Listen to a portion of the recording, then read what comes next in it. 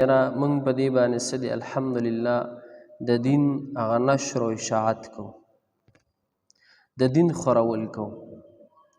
بیا که یو سړی دا وایي چې د دین خورول چېرته مدرسه کې کښېنه، جومات کې کښېنه، نو الحمدلله مدرسه کې هم کوو او جومات کې هم کوو الحمدلله.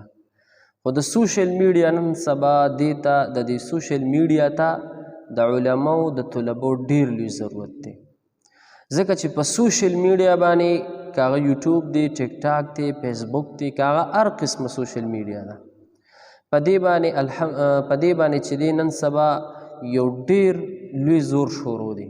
هغه زور دا دی چې دا عوام چې دي، خاص کر دا جوان کل چې دا دوکه شي. دوکه څنګه شي؟ ځکه چې په سوشل میډیا باندې ځوانان ټوله ورځ لګیا وي، څوک گیمونه کوي، څوک فحش فلمونه ګوري، څوک ګانې بجانې اوري، څوک څه کوي، څوک څه کوي، فضول استعمال کوي.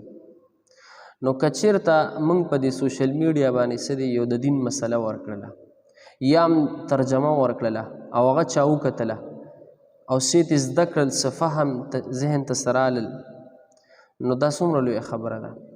او نن سبا ځوانان دي که بوډاګان دي که نارینه دي که زنانه دي، ټول چې د سوشل میډیا څه دی ډېر زیات استعمالوي. نو زموږ د یوټیوب د چینل د جوړولو یو مقصد دا دی چې موږ په دې باندې الحمدلله د دین هغه نشر و اشاعت کوو. روزانه درس قرآن الحمدلله د دې پښتو اسلامیک ټي وي نه څه دی هغه الحمدلله الله د رضا دپاره څه دی شیر کېږي. تاسو ټول اورئ هم، ډېر ملګري الحمدلله روزانه زموږ دا درس اوري، شکر دی. او الحمدلله داسې چې کوم روزمره چې کوم مسایل دي نو هغه هم سره د دې چینل نه الحمدلله هغه شیر کېږي. نو تاسو ټولو ملګرو ته یو ریکویسټ دی چې یاره دا زموږ دا چینل هم څه دی سبسکرایب کړئ او د دې دا لینک هم څه دی نورو ملګرو سره شیر کړئ چې نور خلک هم څه دی دیني فایده حاصله کړي. نو زموږ مقصد دا دی چې یاره په دې چینل باندې موږ څه دی دین کار وکړو، صحیح ده.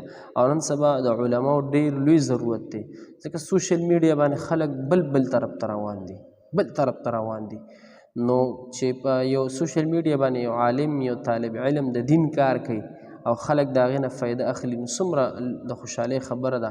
هم د دنیا ګټه ده، هم څه دی د آخرت ګټه ده. او بله به زه یو خبره ده وکړم، د علي بای کوم چې یوټیوبر دی، ما په خیال د دیر د علاقې سره تعلق ساتي او سعودیه کې و، اوس جوړې پاکستان ته راغلی. د هغه هر یوه ویډیو څه دی زه ما کتلی م د وګورم یې ښه په مینه باندې، کم د یوټیوب متعلق چې د هغه کم سیټنګ وغیره یادې چې یوټیوب کې دا سیټنګ وکړې دا سیټنګ وکړې، نو هغه ما ټول کتلي، د ده نه مې چل زده کړی د یوټیوب د چینل د جوړولو، چې هغه به ویل چې ګوره تاسو که قاریان یې، که تاسو علما یې، نو تاسو څه دی حدیث چې کوم دی په دې ښایې، قرآن ښایې، نو یو ښه مشوره ده، بلکل زبردسته مشوره ده. نو د هغه مقصد هم دا دی، د علي مقصد دا دی چې یاره دا خلک د یوټیوب نه څه دی صحیح فایده واخلي، چې غلط